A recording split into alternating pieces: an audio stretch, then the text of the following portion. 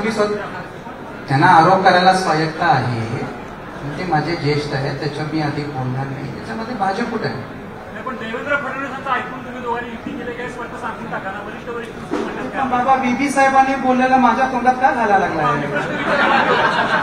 विचारतोय देवेंद्र फडणवीसांनी तुमची वरी बदलून आणली का? मी नसेल तर नाही म्हणून सांगा. योग्य वेळी पत्ते उघडीन. तुम्ही हा प्रश्न 10 वेळा विचारला. एवढे सगळे पिसून झाले आता. हा असू दे ना, पिक्चर अभी बहुत बाकी है. बाबा समीरराव, तुम्हाला माझी ओळख आहे. तुम्ही किती ब्रह्मदेव पण खाली आणला तर मी माझं उत्तर बदलणार नाही. तुम्ही आणि 10 वेळा प्रश्न विचारला असेल, you are free to ask. आता बोलताना असं म्हटले की आम्ही एकत्र आलो एकत्र राहण्यासाठी. उद्धव ठाकरेंचा जायभाग आपण तंतोतंत उचलला. एक कुठपर्यंत तुम्ही एकत्र राहणार? तंतोतंत नाही, मराठी माझं चांगलं आहे. बघा, ज्यावेळेला युती होती त्यावेळेला भविष्य काय आमच्याकडे नसतं. आता जोपर्यंत कार्यकर्ते नेते आम्ही एकत्र बनायला आहोत तोपर्यंत काळ अनादी काळ चालतो. ही घटना जी आहे ती एकासाठी एका घटनेसाठी असं एकत्र येत नाही. लोक विचारतील ना आम्हाला. तुम्ही असं विधान केलेलं होतं की विधान परिषदेच्या पदवीसाठी या मानेचा असं त्याची कौतुक. आता तुम्ही आकडेवाडी बघितली का मला माहिती नाही. कोल्हापूर जिल्ह्यात 88,000 वया असले, 91,000. त्यामध्ये सगळ्यात कागद जास्त.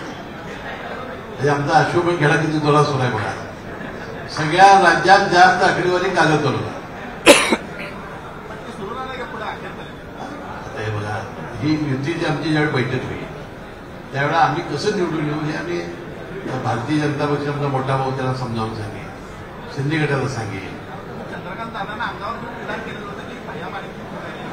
नाही, दादाला मी काय म्हणालो की अरुणांना लाड यांना गेल्या वेळेला आम्ही निवडून आणलं होतं. त्यावेळेला त्यांनी भयामान्य उमेदवारी भरली होती. त्यावेळी भयामान्य ते सांगितले की भया तू पुढच्या वेळेला मला यावेळेला संधी द्या. आणि ते एकदा पडले होते, त्यामुळे आम्ही सगळ्यांनी त्यांना पाठिंबा दिला. आणि यावेळेला त्यांनी चिरंजीवाला भारतीय जनता पक्षात पाठवलं. तर हे अरुणांना लाडचं मी जे शब्द दिला होता भयामानला त्याची आठवण करून दिली.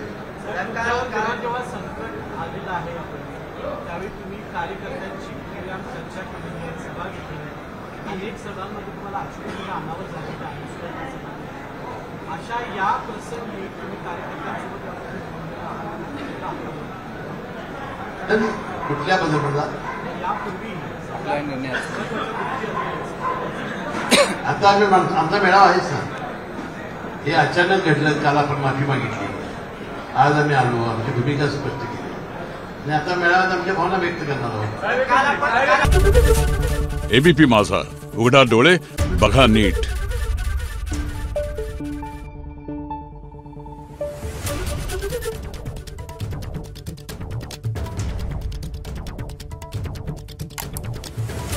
Thank you.